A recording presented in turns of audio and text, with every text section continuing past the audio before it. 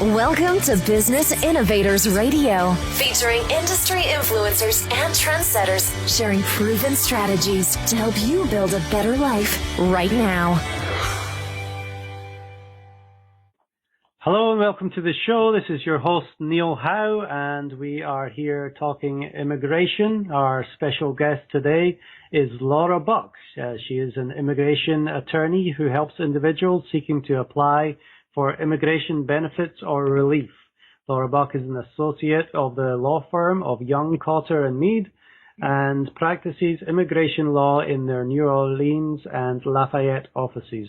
Laura is the co-founder and vice chair of the immigration law member section of the Louisiana State Bar Association.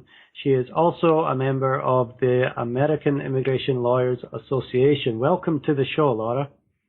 Thank you, Neil. Thank you so much for having me. Great. Well, let's get right into it and figure out really who it is. What's your specialty with immigration? Who is it that comes to your office and that you help with their immigration problems? Sure. So I primarily help individuals who are seeking to apply for non-immigrant visas, whether it be temporary visas or immigrant visas, also known as green cards. I also help individuals seeking to apply for citizenship, and then a number of other benefits. So there are many different ways that people can apply for citizenship or for green cards. What do you see the most? What are some of the examples? I think the majority of my clients are either fiancé visa clients or green cards through family members. So the way the immigration system is set up is there's a number of different categories in which people can immigrate to the United States. The main one is family-based immigration, and then you also have employment immigration, and a few other categories. Now within those areas, there are specific people who can qualify to immigrate.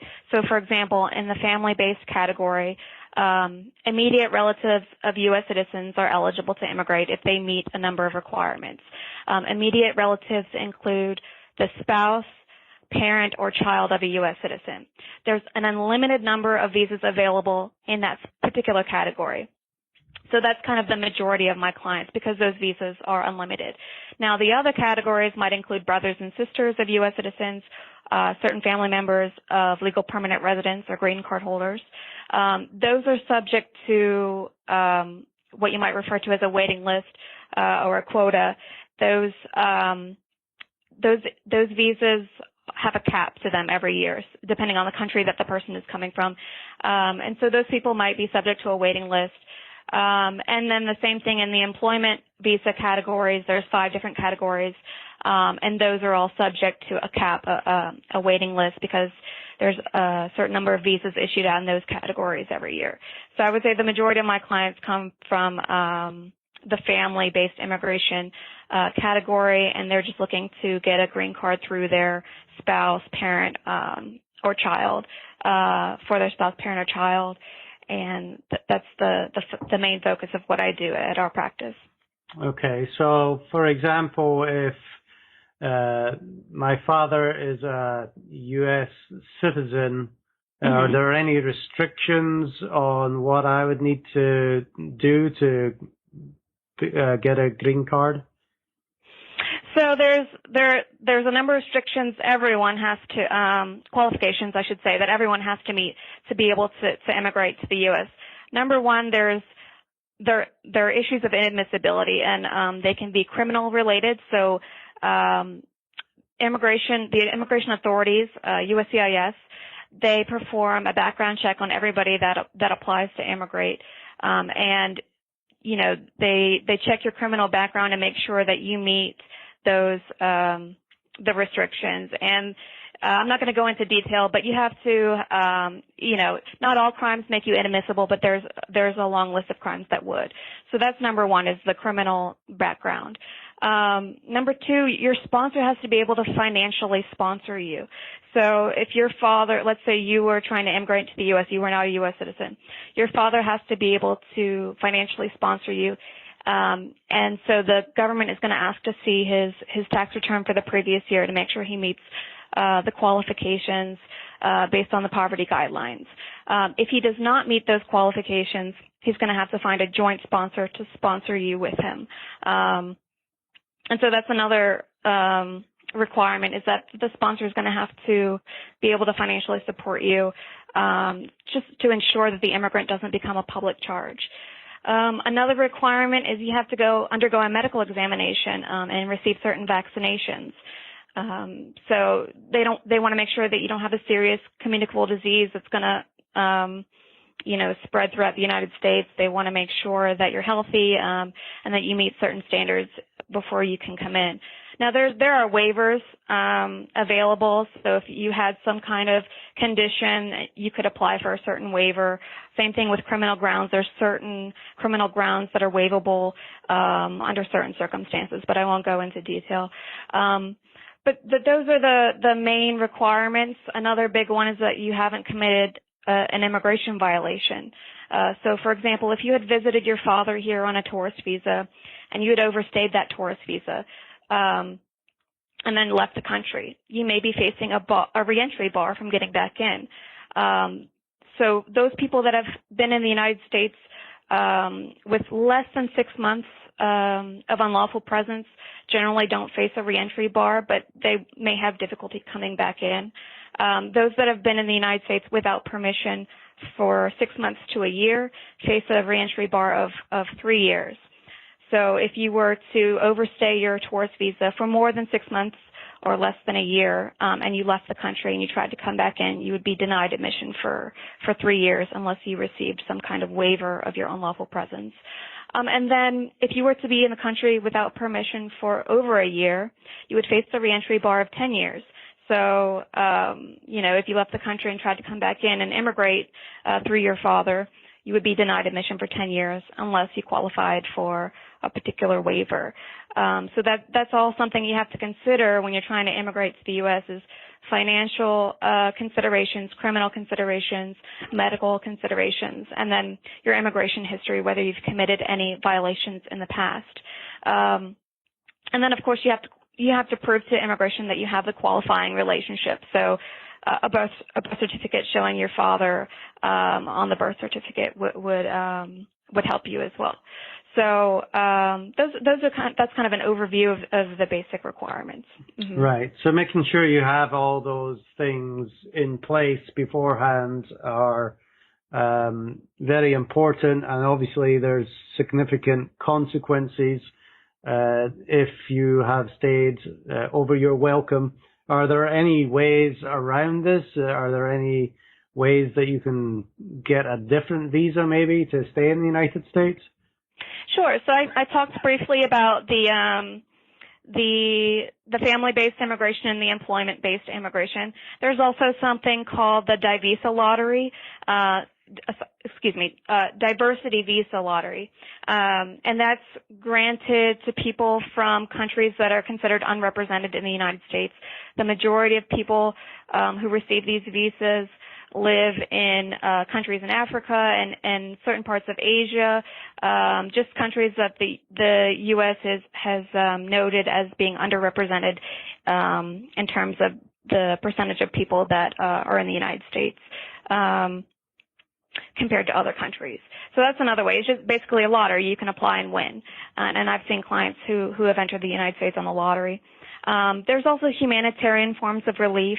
The main one is asylum, withholding of removal, relief under the Convention Against Torture. These are kind of discretionary forms of relief that people can apply for.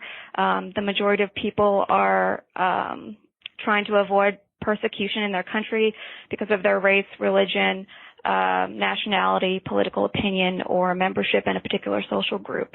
And that form of relief can be applied for either affirmatively once they enter the country, or if they're being placed in deportation proceedings, it can be a defense to removal. And there's also a few other visas that people can apply for. There's something called the U visa for victims of serious crime. It's the purpose of it is to encourage immigrants who've been a victim of a crime, who have been a witness to a crime, to come out of the shadows and report it to police and help with the prosecution of the crime. So that kind of, it encourages people not to be scared, not to report crime because of their immigration status.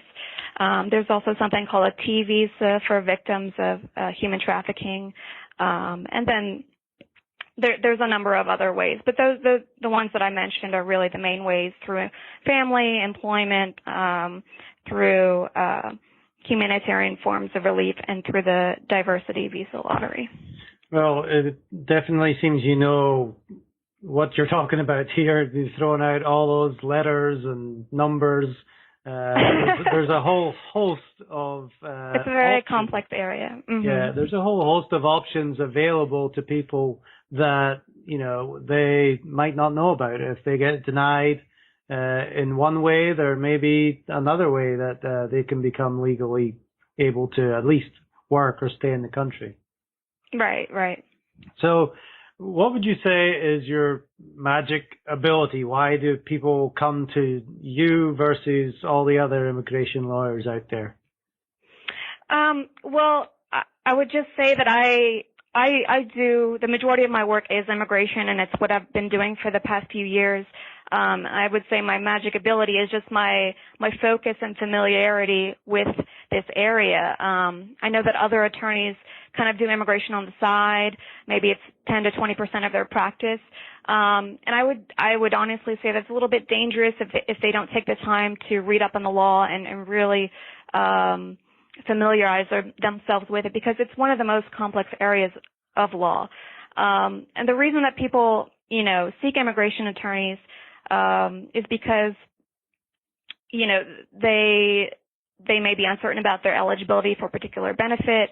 They might have an application that was rejected or denied because they tried to do it themselves and they, made a misstep. They might have looked into the application process and realized that the forms that are too confusing or too time-consuming to deal with, or they're seeking some kind of relief that involves persuading the immigration authority to give them an exception or benefit that's not ordinarily offered.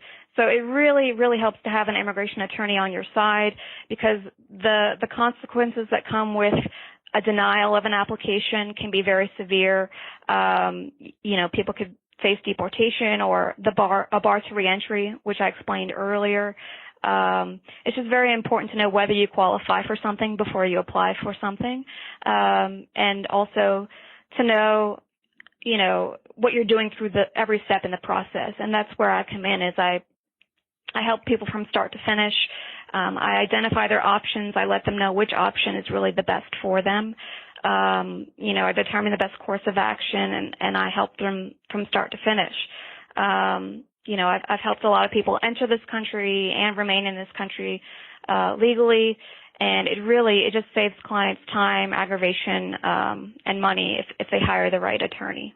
Yeah, it's all about education. The more educated Correct. you are, the more likely you are to have things go through the right time. And even as you said, some law practices that don't concentrate fully on immigration aren't up to speed with some of the laws and the changes. Correct. I mean, there's a lot of misconceptions about the law, which causes people a lot of problems. And I'll give you an example. I have a client who decided to handle the paperwork on his own, and he was petitioning for his wife to become a legal permanent resident, and then eventually a U.S. citizen. And he filed the paperwork, but he filed the wrong paperwork. And so she left the country to go attend a visa interview abroad, and she triggered one of those unlawful presence reentry bars, and now she's stuck outside of the country, and they've come to me to try to help fix the situation. They didn't realize that she could have obtained her green card without leaving the country, and now she's facing one of those reentry bars, and she needs a waiver. So I'm handling that case, and I'm in the process of getting them that waiver. But if they had just talked to an attorney in the first place, a qualified attorney, they would have realized that they didn't have to go through all this. They didn't have to be separated by borders. There was an easier way to do it. And and instead they fell into this unfortunate situation. The same thing happened actually to another client who came to me, who had hired an attorney, one of those attorneys who dabbles in immigration. She filed the wrong paperwork, the very same paperwork that this other client had filed, misunderstanding that there's two different ways to petition for a family member. You can do it while you're in the United States and apply for adjustment of status, or you can do it and schedule a consular interview abroad. There's just so many misconceptions about the process and the procedures. They're very complicated, so it's very important to hire a qualified attorney and not somebody who just dabbles in it or somebody who is not licensed and claims to be an immigration consultant. So why do you think people are trying to do this on their own when it's an incredibly complex process? I'd probably say the main reason is money. They think, attorneys are so expensive and they want to save money, so they try to do it themselves. But in the end, they end up spending probably double or triple what they initially thought they would because they've damaged their case and they need an attorney to fix it. And in the end, they're not saving money because they've ended up having the case denied or delayed or whatever it may be. So I think the main reason is people are trying to cut corners and save money, but in the end it hurts them. So what other misconceptions are there surrounding immigration that people have? There's so many misconceptions. I could go on and on, but another common one is that that immigrants take away jobs from U.S. citizens, and this is false for two reasons. First, undocumented immigrants often fill labor-intensive jobs that American citizens are choosing not to do. The people that are working on farms, picking your vegetables, you don't see a high demand from U.S. citizens looking to fill those jobs. Then in the employment visa categories, most of those have to go through what's called a labor certification process. And before the U.S. employer can submit an immigration petition to fill that job, the Department of Labor has to certify that there are not sufficient U.S. workers able, willing, and qualified to accept that job opportunity. So what happens is the U.S. employer has to go through a recruitment process under the Department of Labor's standards. They have to print two different ads for the job and then also participate in three other recruitment methods and look for U.S. citizens to fill that job. And then at the end of that recruitment process, if there are no U.S. citizens who are qualified, willing, and able to take that job, only then can the U.S. employer hire foreign labor. And so our system is designed to keep out workers and to keep our jobs here. Only when there's a position that cannot be filled by domestic labor is the employer really able to hire a foreign worker for a permanent position.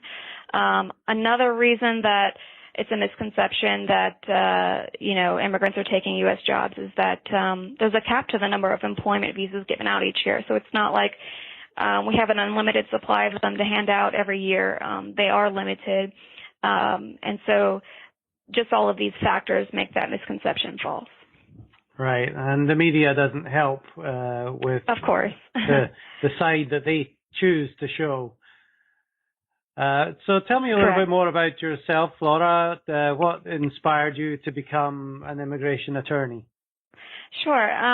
So I grew up in Louisiana and I moved to New Orleans 2 days before Hurricane Katrina, and I had to move back to Baton Rouge. I'm from Baton Rouge. I had to move back to Baton Rouge for my first semester of college because I was considered a displaced student. Our university shut down during Katrina. When I moved back to New Orleans, I became very interested in helping out the community. And when I started going to law school, I started interning and volunteering at different organizations that were specifically helping the immigrant community. Because New Orleans was experienced such devastation, we needed people here to help rebuild the city, and it drew a lot of migrant workers here. A lot of undocumented immigrants were here working, and a lot of them weren't getting paid And even though they weren't authorized to work, under the federal and state labor and wage laws, the employers are obligated to pay them. So I started helping with organizations that were providing legal assistance to these workers who had worked for 3 months without pay. They were owed thousands of dollars.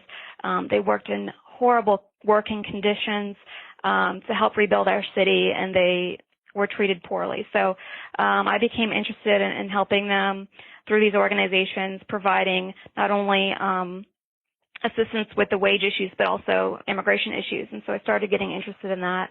I also had many friends from Latin America throughout college and law school, and I studied Spanish, so I became very much interested in helping the Latino community in New Orleans, and that's really what drew me to the area of immigration law. And I love what I do, so. Yeah, definitely sounds like you have a passion for helping people, especially, those people who are rebuilding the city of New Orleans, whether they were legal or not, they deserve to get paid for the labor that they did. Certainly. Now, you've been an immigration attorney for a few years. Can you share a lesson that you have learned that still impacts how you do business today? A lesson that I've learned that impacts how I do business? Right. I would just say that, there's just so many myths and misconceptions about in the media and what you read in the news. And I would say a big lesson is don't trust what you see on TV. Don't trust what you read in the newspaper. Do your research and find out the facts for yourself, because, so many people rely on headlines and social media to find out what's going on in the world. And a lot of times those facts are completely false or, suggest things that are not true. And I would say my biggest lesson that I've learned is just to learn things for yourself, look up the facts, and do the research yourself is what I would say. Yeah, you get a snippet of truth maybe in the social media posts that are flying around, and especially immigration is a hot subject right now with the election going on. For sure. But what's portrayed in the media is not what you see on a day-to-day basis. Correct. Just to give you an example, there's a lot of people talking about how Donald Trump made the comment about Mexican immigrants, and how there's a lot of articles coming out about how immigrants are more likely to commit violent crimes than native-born citizens. And that's just simply not true. Studies going back more than a century have shown that immigrants, regardless of their nationality or legal status, are less likely to commit violent crimes than the native population. And that makes sense in light of the fact that many crimes carry serious immigration consequences.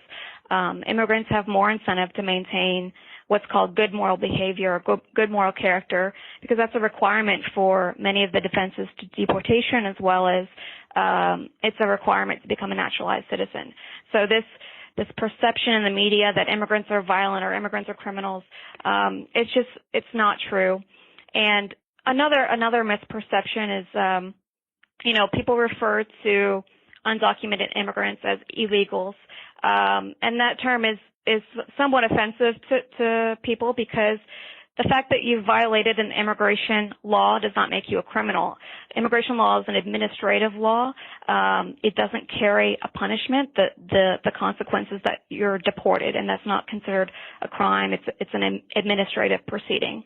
So when people use the term illegals, that's just another way that the media is making a misperception, I guess. Well, you're definitely an advocate for those who are looking to stay here legally. We've covered quite a few topics today. If there's one thing that we haven't covered that you would like to share with somebody who needs some immigration help, what would that be? I would say, reach out to an immigration attorney and just discuss your options with them. There might be something out there that you qualify for that you weren't aware of before. I will mention one form of relief that has been in the media recently. It's called deferred action for childhood arrivals and deferred action for parents of Americans. The first one I mentioned is already in effect. It's for certain people who were brought to the United States before the age of 16 if they have completed high school or obtained their GED and they meet other requirements. They're allowed to get what's called deferred action. It's basically an agreement from the government not to deport them for 2 years, and it's renewable, and they can get a work permit through that, like I said, if they meet certain requirements. So it's important that someone talk to an immigration attorney before applying. And then the other one I discussed, deferred action for parents of U.S. citizens. That one is not yet in effect. It's held up in litigation, but we're hoping to get a positive result. I think the Supreme Court is going to issue a decision in June. But those are some things to keep in mind. And, you know, my biggest pieces of advice is talk to an immigration attorney if you're unsure about something, because the consequences of not doing anything can be serious. Now, that is great advice, and obviously it comes back to education. The more educated you are on the subject, the more chance you're going to have of success. But talk to me for a minute about why somebody would choose not to contact an immigration attorney.